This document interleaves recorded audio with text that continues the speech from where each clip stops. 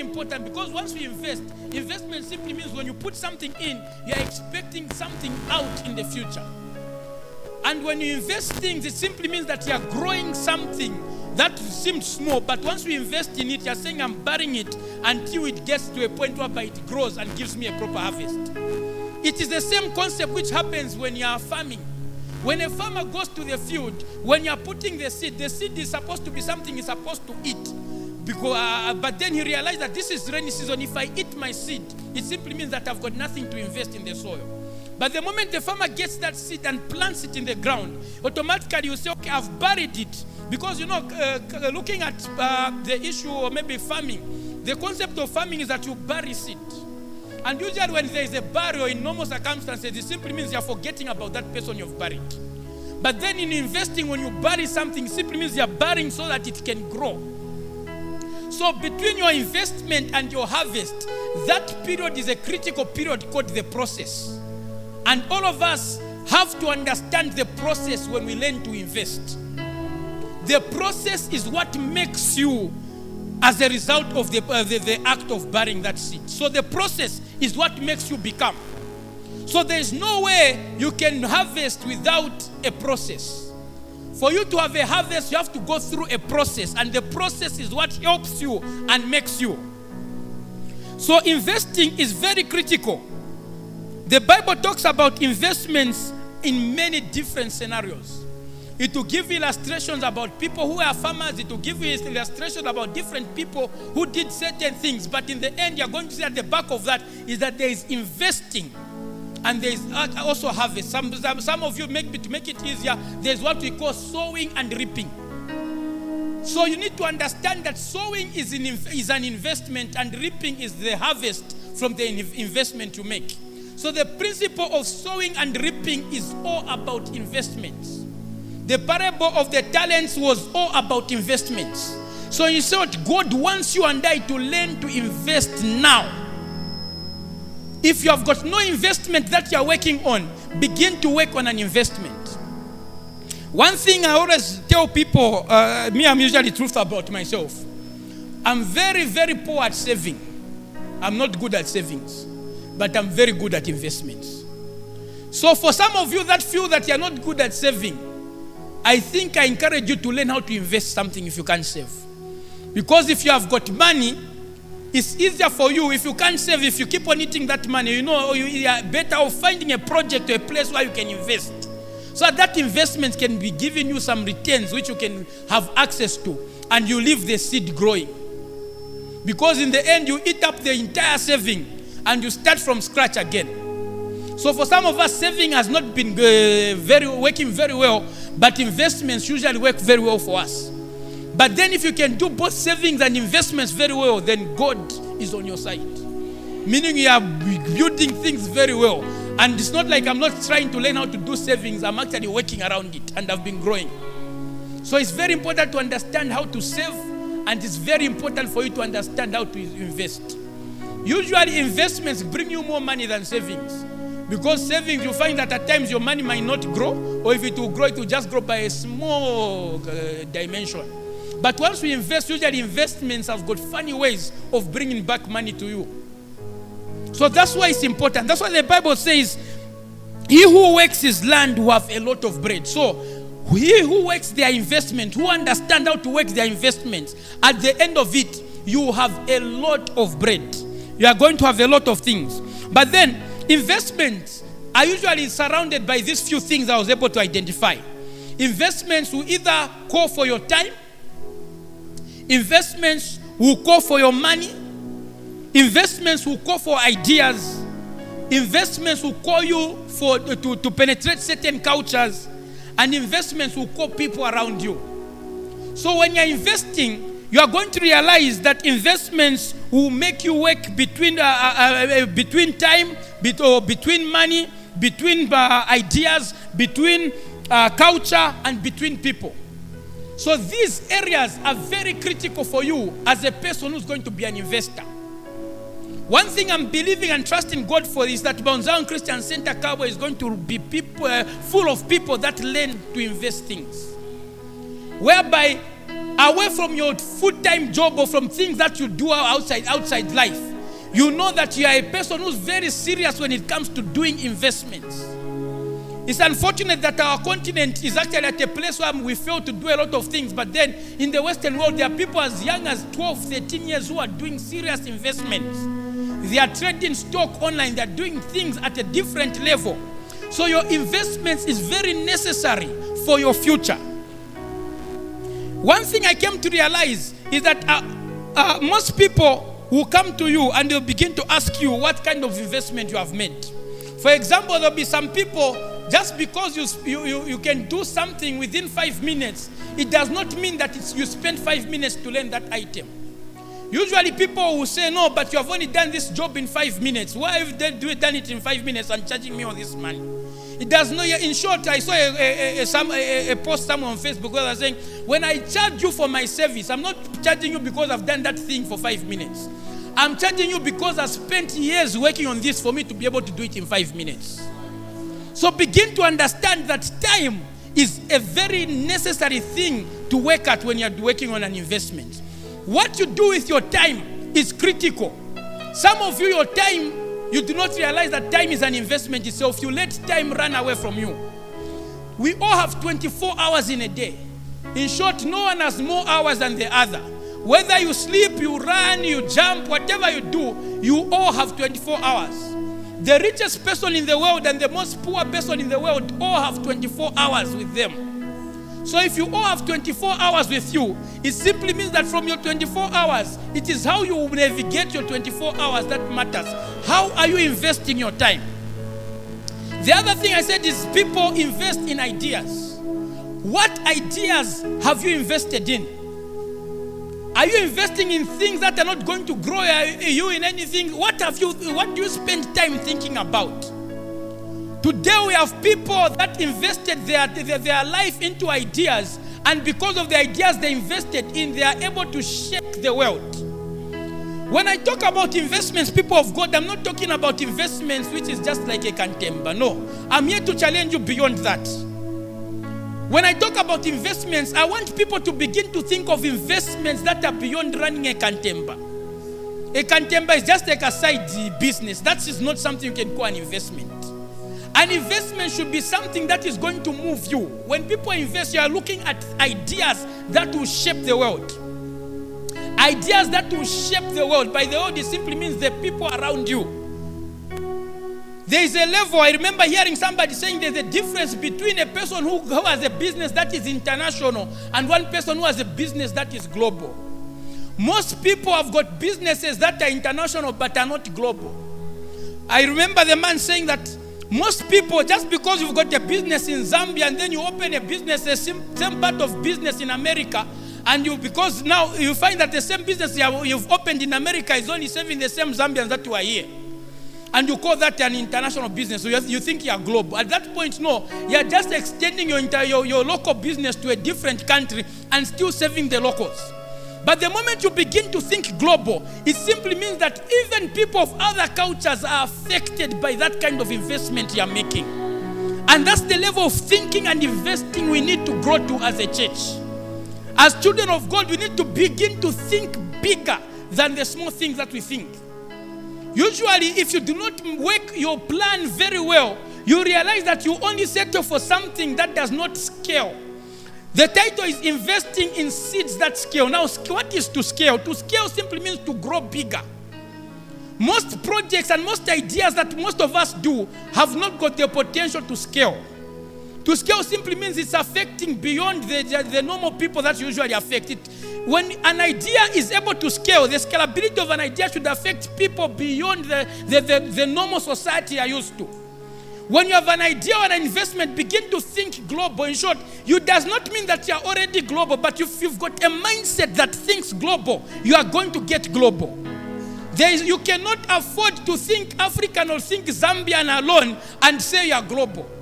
If you want to take over the world, you have to think global. If I do this project, how will people in America respond to it?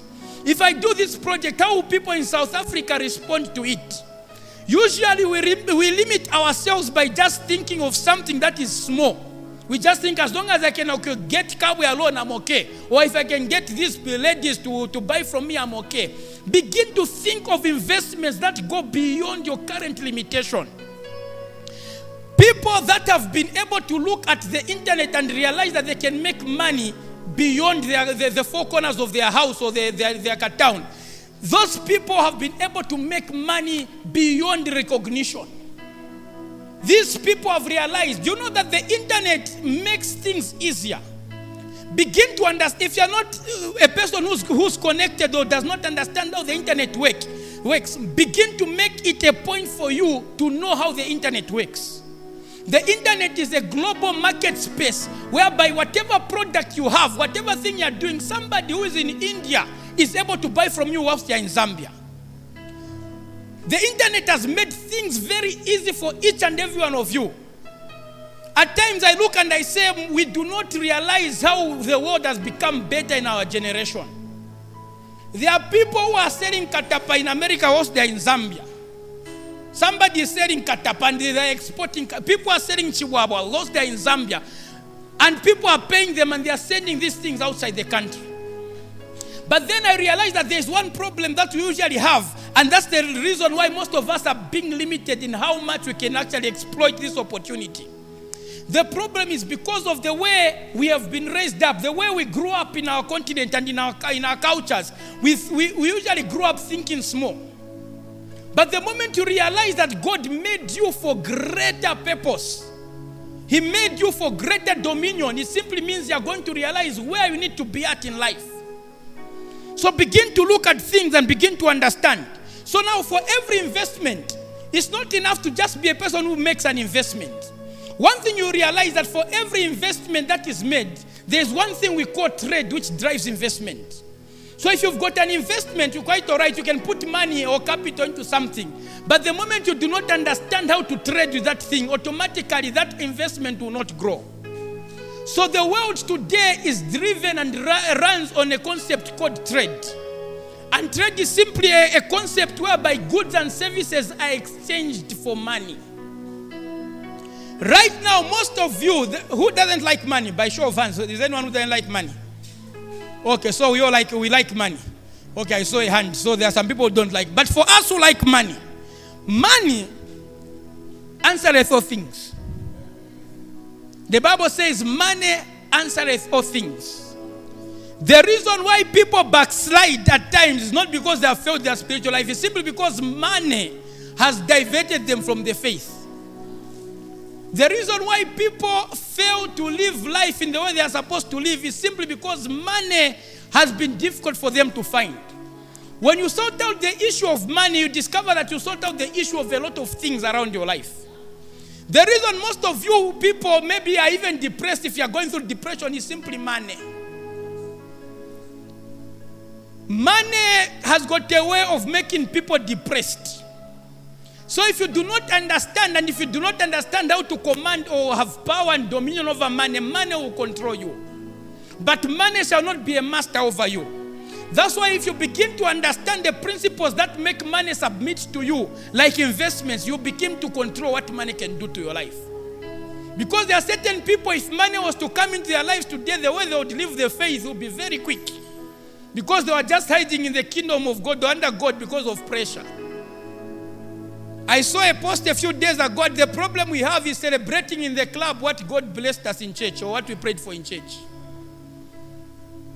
The problem we have is celebrating in the club what we prayed for in church. You pray for something in church, when God answers, you celebrate it in the club. When pressure comes again back in the kingdom of God, you pray. When God answers you, you celebrate it in the club. That has been a problem, and that's a sign that if you are a person who acts like that, it simply means that money is your master. But then the moment you learn to command and make money obey you, you begin to command money where it should go. You cannot control what you are unable to control. You cannot control what you are unable to, let me say, for example, money. If money controls you, you cannot control where it should go. Because when money appears in your life, automatically you are going to do what you feel money is telling you to do.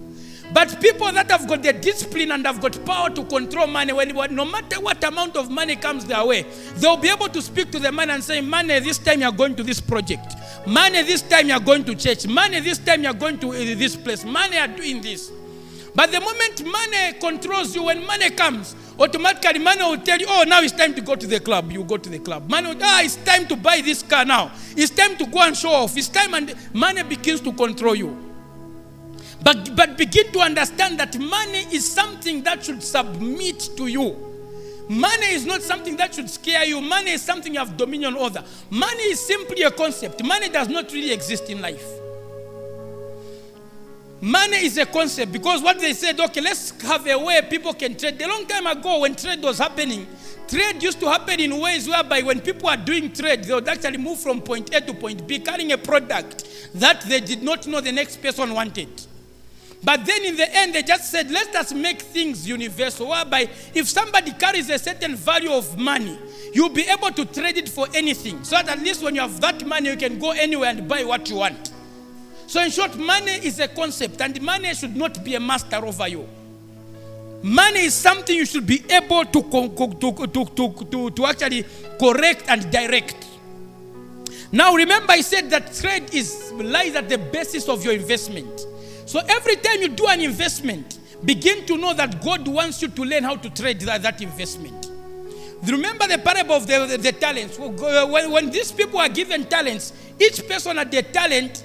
One was given 10, to another 5, and the other one was given one talent.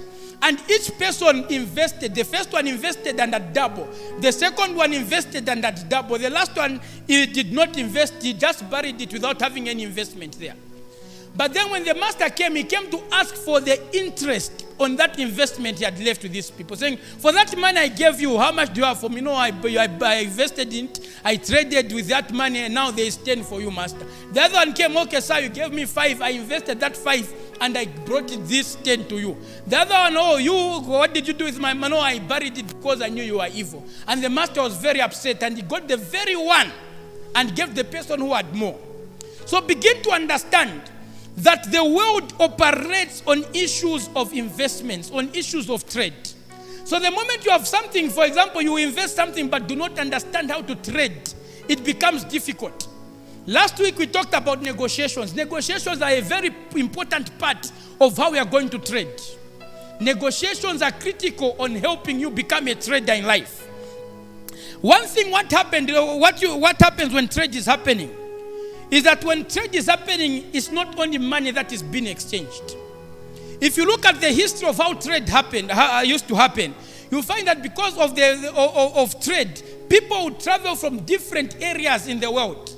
People would travel from the Middle East, people would travel from Europe, they'll travel from Europe, and converge at a place that was called the marketplace. And when they converge at that place called the marketplace, what would happen is that there will be exchange of money. But now, look at this. As money was being exchanged, because people were coming from different aspects, what you would realize is that even cultures were being exchanged. As that was happening, you realize that even ideas were being exchanged. As that happened, you realize that even the gospel was spreading. The religions of the world today were able to spread as a result of trade. The reason why you have a lot of Muslim countries in the northern part of Africa is simply because the Arabs were the kings of trade in those days. And what would happen is that the Arabs would carry the preachings and the teachings of Islam to every place that they went. And as a result of that, as they are trading, they would leave their culture there, they would leave their religion there, and people would join Islam based on that. The same with the gospel. As Christian traders moved, going to trade, they would also carry the culture of the gospel with them. And as they moved, they would actually infiltrate the cultures where they would go. And as they are there, the Christianity will be exchanged and people would know the gospel. So what trade does for you is that trade begins to put you in places where you interact with people of different cultures, different nationalities, different concepts, and different religions. And there, as you are trading, God wants you to impact.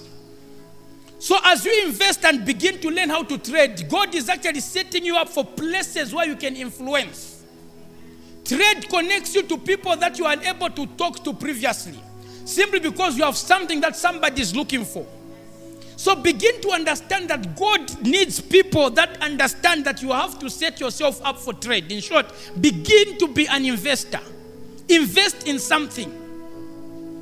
The moment you come to church, you know that your life is okay, your money is okay, even your worship will even be happy. I remember a man saying that mostly if one of the world's richest person was to be in church today, and he began to hear prayer requests being uttered in here, as people are praying for their breakthroughs, the man would begin to think like he's a god, because he would say, but this is a prayer item I can answer. Whatever he's praying for, I can give money and money can work.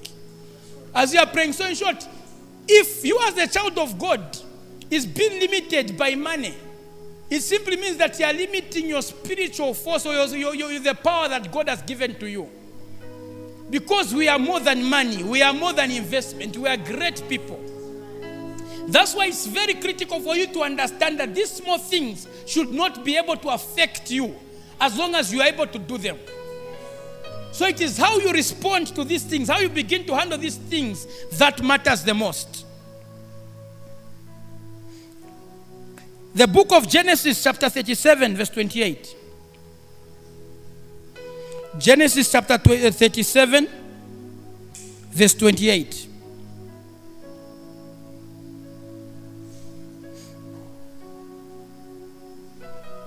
Genesis 37 verse 28. The Bible says, then Midianite traders passed by, and they drew Joseph up and lifted him out of the pit and sold him into the Ishmaelites for 20 shekels of silver. They took Joseph to Egypt. Just that verse. Then Midianite traders passed by, and they drew Joseph up and lifted him out of the pit and sold him to the Ishmaelites for 20 shekels of silver. They took Joseph to Egypt. One thing you are going to understand is that this story was a story where Joseph was actually caught by his brothers and put in a pit. At first they wanted to kill Joseph, but at some point they realized, no, actually instead of killing Joseph, we can make money off Joseph. And then after thinking they can make money off Joseph, the Bible says then the Midianite traders were passing by. So you'll be able to tell that even in the days of Joseph, trading was a key driver of the economy. And as people were trading and these Midianites were passing by, the Bible says Joseph was removed from the pit and was sold for silver to the Midianites. One thing you're going to realize that trade, if you as a Christian do not participate in trade or in the marketplace, people begin to sell the wrong things there. People begin to sell other people as a means of trade. So in short, the moment you realize your power and your authority in the place of trade, you begin to correct certain things because their cultures are mixing. People who have got different beliefs are meeting. But the moment you get there and begin to correct these things as a trader, you begin to show people the right path and the correct way of trading. Whereby things that are illegally traded, because you are there as a Christian acting on the marketplace, you begin to realize that certain customs and habits that were there begin to reduce or begin to disappear because there is somebody that is representing what kingdom trade is supposed to be. So God needs each and every one of us, or wants each and every one of us to learn that investments are very critical, because usually you are going to negotiate your life for a cheap song. So begin to understand that God prepares each and every one of us for trade. Remember, he who works his land will have a lot of bread. What land are you working? What investments are you making today? What investments are you working today? Everyone who pursues things that are worthless has no sense. That's what the Bible says. Are you pursuing fame that is not taking you anywhere? Are you pursuing things that are not taking you anywhere? You're just pursuing things for status, and you're not pursuing things that are going to help you work your land. What is it that you're pursuing in life? Human beings have a problem of recognition. We usually want to be recognized for things that we are doing. But then as much as we want to be recognized for the things that we are doing, are those things worth pursuing? Are the things we are doing the correct things? Remember, investment is part of your time. So when you're investing, you're actually investing part of your time in that. When you're investing, ideas are moving. What kind of ideas are you thinking of? When you're investing, there's cultures that you are affecting. There are also people that you're meeting. So begin to understand. So the key thing you should also learn is that as you are investing, as you are thinking for that investment that God is going to give to you, it's not impossible to have a unique idea. Usually God will reveal to you. At times, we'll be here, all of us in Kawe. Maybe most of us haven't even seen a certain investment. But God will give you a golden idea today. And you begin to say, this is what I can invest my money in. This is what I can invest my time in. So begin to look and say, Lord, what kind of investment am I going to do? What am I going to do to help me grow my investments? The ability to grow an investment is this next level thinking. Mostly, people struggle to grow an investment. But then the moment you begin to understand that it's important to grow an investment, so in short, when you invest whatever project you're in, whatever money you invest in, begin to see how best you can grow that same thing. It does not magically happen for something to grow. It does not magically happen. You have to think of ways to make it grow. The world has got this concept of making things grow. You find that the world will actually come up with a concept that is very crazy. They will do anything they can to market. Do you know what kind of battle you are facing as a Christian? The kind of battle you are facing as a Christian is that right now, for people that are in trade, they are playing certain roles in helping their products get out into the market, which are illegal, or things that are not of a godly nature. You find that right now, for most people, or most organizations, what they are doing for them to sell their product is that they are using sex. You find that you look at an advert, you are wondering, are they advertising Coca-Cola or they are advertising the girl? Are they advertising this product or they are advertising sex? So you find that the world understands the power of trade so much, to the point whereby they will do whatever it takes to make sure that their trading is working. So you as a Christian begin to also think of ideas that are godly, that will make you compete at the same level. Because the truth be told, you cannot afford to compete at the same level with somebody who's utilizing different things that you can't use. Because you know that the marketplace is a sensitive place. Begin to know, as you are investing, whatever business you have been doing, congratulations for it, God bless you. But I'm here to challenge you to think bigger. Begin to think bigger on what you're going to invest in. Let it be your prayer today. Say, look, God, bother me with something that I can grow, a business or a project that I can grow beyond the normal things. How are you going to do? People that think big. I'll give you an example. Do you know that the world's biggest content platform does not create any content? Facebook is the world's biggest organization that runs the biggest content platform. But no, Facebook itself does not create any content. It's the people. The biggest car rental service in the world, Uber, does not own any cars. But they are the biggest. The biggest property organization in the world does not own buildings. They are called Airbnb. They are the biggest property organization in the world. Whereby you are looking for property, you go for them, but they don't own any property. So you need to begin to think big. Thinking big at times will just require you to actually have an idea or a certain way of thinking that will help you become a better person. You think, say, okay, all right, quite all right. Me, I want to invest in the transport sector. So everyone else say, okay, transport sector, we're all going to think, oh, we're buying buses, we're buying taxis. Somebody says, no, I'm getting in the transport sector, but what I'll just do is a software. With that software, what I would do is that every time somebody wants to book a cab, they'll just go on the software, they'll book a cab from that software, and somebody is going to pick them up with their car, and then they'll get commission for what they are doing. In short, you don't buy any single car, you don't buy anything. The only thing you concentrate on is the software. People sign up, and that's how Uber was born. For those of you from Lusaka, how many of you have heard of Ulendo Taxi, something? There's that app called Ulendo. The guy is making a lot of money. He's also gotten the concept of Uber. He's gotten a platform whereby people are actually using their cars to pick up other people. He's just making money because he owns the software. So thinking big does not necessarily mean that you're buying big things. No, it simply means you're actually extraordinary. You are going outside the ordinary, the norms of thinking. So what investment can you make today? Remember I said we're in a digital world today. And as we are in a digital world, there are a lot of things that happen on the internet that you can benefit from. People are making money off the internet whilst you are seated. I remember just mentioning, saying that these people are like children at the marketplace. You know what happens when you're at the marketplace? When you're at the marketplace with kids will be there because they've gone to the marketplace. They'll be playing, they'll be dancing because their mother or father is doing the business there. They won't even know that there's a lot of money that is going over their heads. A lot of transactions that are happening at the marketplace, but the kids will just continue playing and playing because they do not understand. So we are not supposed to be like the kids at the marketplace. When things are happening, the economy is moving, know your part and get to understand where you're fitting as a child of God. So do not let transactions happen. After they happen, you're like, things happen. These people have made money, and you forget. Be part of what is happening. Let your ears be tuned into the correct investments. Let your eyes be open to the things that are happening around you. So traders, the Bible talks about the traders that picked up Joseph. The other part I'm going to read is actually Genesis chapter 42. Genesis chapter 42. And I'll be reading from verse 47. Genesis 42 from verse 47.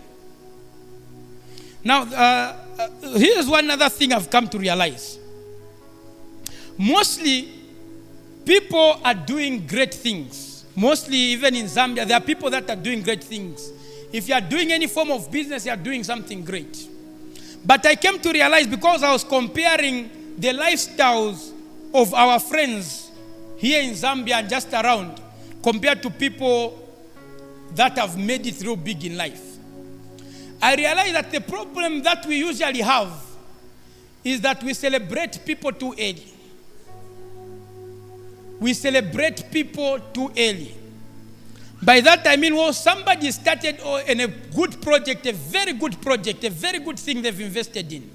And whilst they are at it, before they get to a point whereby they are really influential, they've really settled and really got the market in that, we are busy clapping for them, and we've put them all over social media, all over these places, to a point whereby the people begin to think they have reached.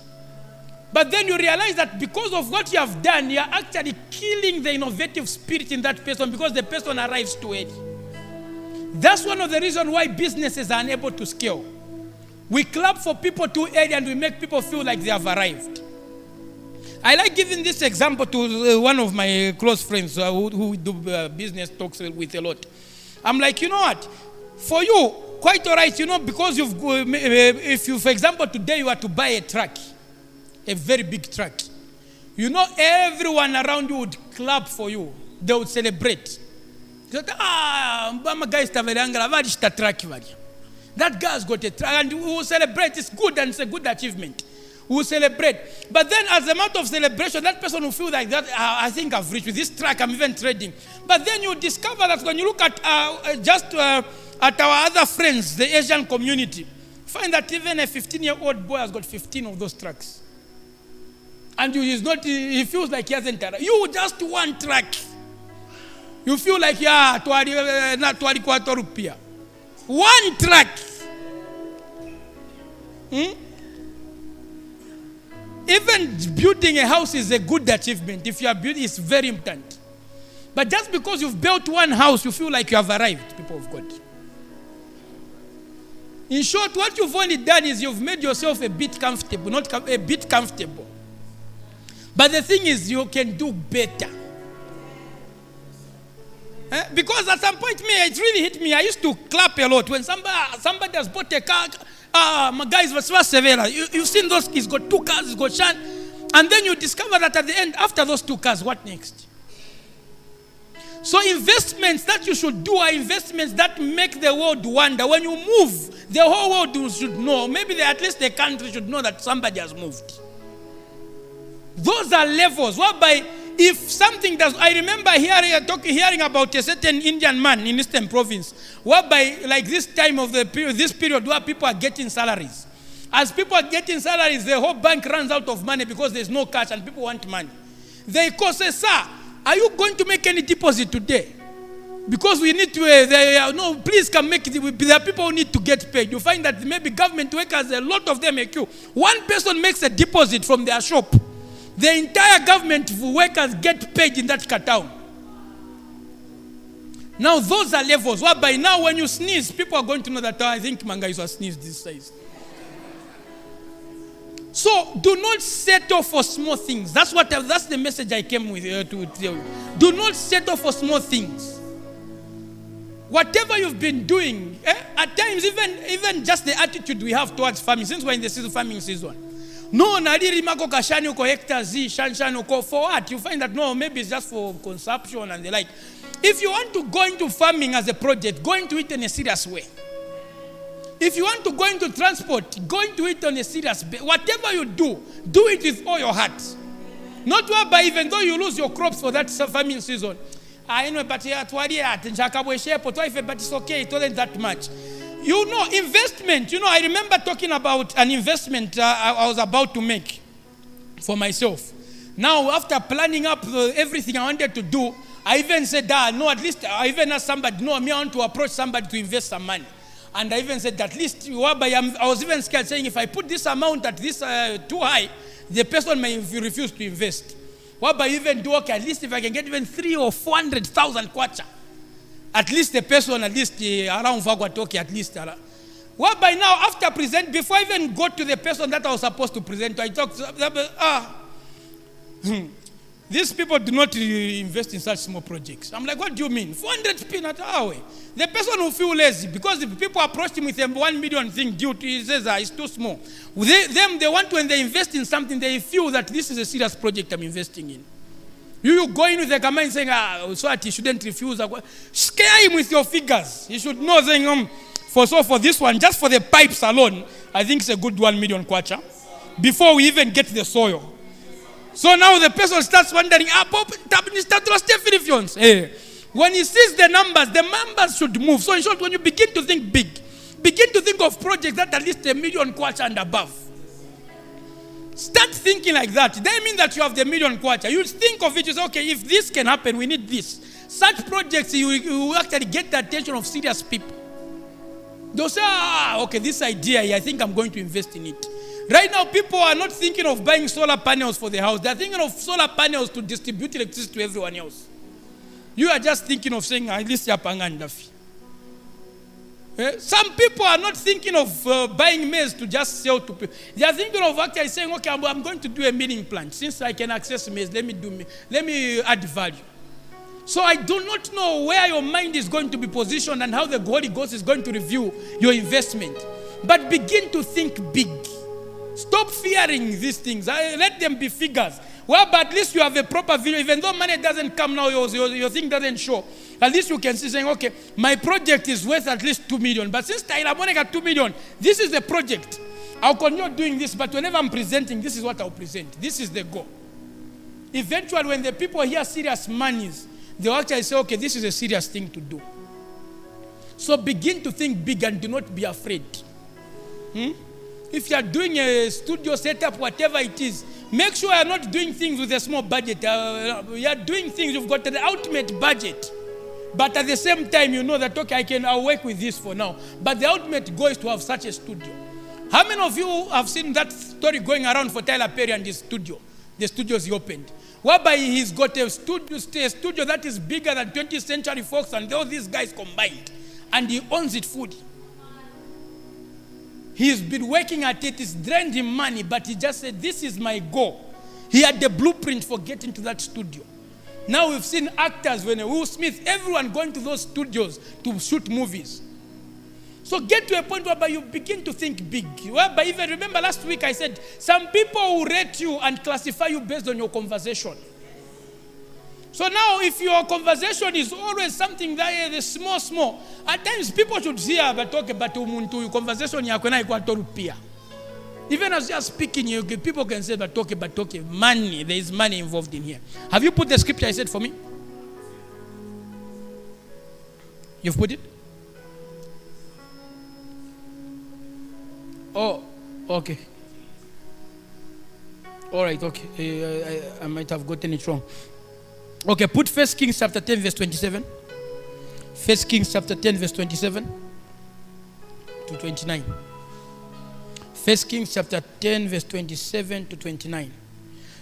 Even people who are kings understand that trade is very necessary.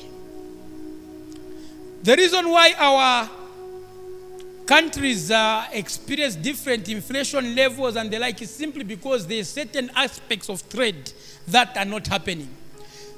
So the Bible says, and the king made silver as common in Jerusalem as stone, and he made cedar as plentiful as the sycamore of the Sephela. Next. And Solomon's import of horses was from Egypt and Q, and the king's traders received them from Q at a price. Continue. A chariot could be imported from Egypt for 600 shekels of silver and a horse for 150. And so through the king's traders, they were exported to all the kings of the Hittites and the kings of Syria. That's the last verse. Okay, good. So one thing I was trying to put from this scripture is that even King Solomon, this was actually a story of King Solomon. King Solomon also understood the power of trade. The Bible says the king used to import things, horses from Egypt and the like. Most of the things that they were doing were expensive and they had quality, and they imported them. But then the Bible says they imported these things at a price. It simply means those things were costly. And at the same time as those things came in at a price, the Bible says, and then the same people, the king Solomon, his people, the people who are trading on his behalf, would take the same goods and service to the kings of the other areas. So you begin to see that even King Solomon, as wealthy as he was, as wise as he was, he understood the power of trade. Kings from other places were buying. So in short, King Solomon at some point acted as a supplier, whereby he would get things from Egypt whilst he fills his land with those things. The Bible says he would also export to other kings in other places. So begin to understand that trade happens. Even kings will rely on trade. Every normal human being should understand the key to investing and the key to trade, because trade is what will help you grow to the next level in life. You cannot take over the world whilst thinking local. A lot of things that we are doing are done locally, but the people that have understood to actually think global are taking advantage of what they do. I know a farmer right here in Kabwe who does dried tomatoes and dried mangoes. But those people, I remember some point saying, no, right now our dried mangoes are selling in America for a huge price. Our dried tomatoes are selling in America for a huge price. So begin to understand that there are certain things that we waste around here that other people are making money off. If you go to the markets today, you'll find that there's a bin where tomatoes have become rotten and they've thrown them away. But then there are other people who are saying, okay, as we do not believe in waste, before these things get to waste, we are going to convert tomato into tomato paste. And then they begin to sell tomato paste. Others saying, okay, we are going to dry tomatoes and mangoes. Do you know how many mangoes go to waste every year in the country? There is millions and millions of kgs of mangoes that just go to waste. But people that have understood say, I can dry these mangoes and sell them, are people that are making money today. I'm sure you've seen dried mangoes in shops before. If you go there, a certain section, you find that all dried mangoes. You eat a mango in June, which is dry. You even feel but talking mango dead. But most of us throw away those things. So investment calls for an idea, remember. So at times your ideas will come around from the things that are wasteful, being wasted around you. There are certain things. There's actually a country, is it Sweden or Switzerland? I can't remember, I was reading, whereby this country is actually importing waste products now.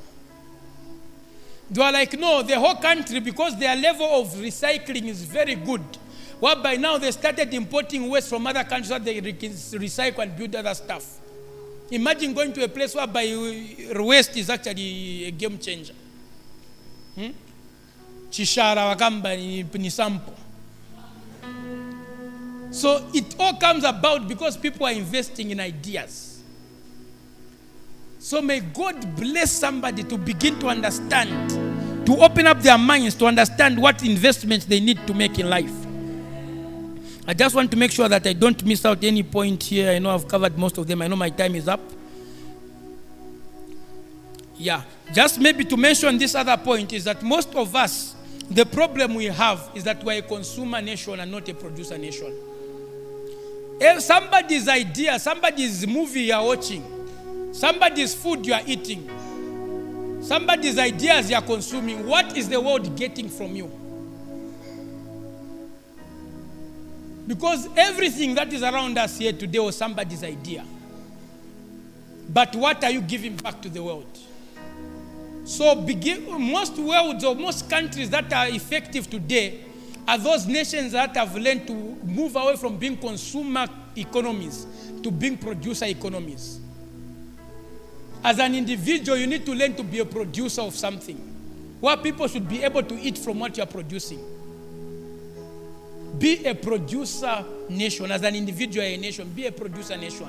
Find out, what are you producing? As you are investing, what are you investing in? As you are trading, what are you trading in? The moment you understand the power behind investing, automatically you are buying the blueprint for your future. Shall we just pray? Father, in the mighty name of Jesus, we thank you for this church and for these your people today. I pray, King of Glory, that, Lord, you are raising a generation of people that are going to be investors. As we are going into 2019, King of Glory, 2020, leaving 2019 to 2020, I pray, King of Glory, that, Lord, people are going to have serious investment ideas. People are going to work on serious investments projects. I rebuke, oh God, the spirit of being content with a small thing. I pray that people shall learn to dream beyond them, that people shall feel themselves into an investment or in any project, that you feel that, Lord, this is something worth pursuing. I rebuke fear. I rebuke the spirit, oh God, that makes people fear taking risks. I pray, may people begin to understand what risking is. May people begin to understand what kind of risk to take, because, Lord, business and investing is all about risks. We pray for courage. We pray for boldness. I also pray for every hand, oh God, in this place, that, Lord, you shall bless them. As your word says, I will bless the works of your hands. I pray that, Lord, the works of every person's hands in this place are going to be blessed. I pray that the minds of every person in this place is going to be open and up, oh God, Jehovah, to revolutionary ideas. I pray that people shall begin to implement great projects and great things. I pray that people shall begin to network at a different level in Jesus' name. Father God Almighty, I pray that this church shall be a church full, oh God, of investors. People that are going, oh God, ahead of themselves to push things, oh God, in Jesus' name. We cover everyone in the blood of Jesus, and we pray that, Lord, you shall lead us and guide us with your blessing. It is in Jesus' name we pray with thanksgiving in our hearts. Amen and amen. Glory. Glory to God. Amen.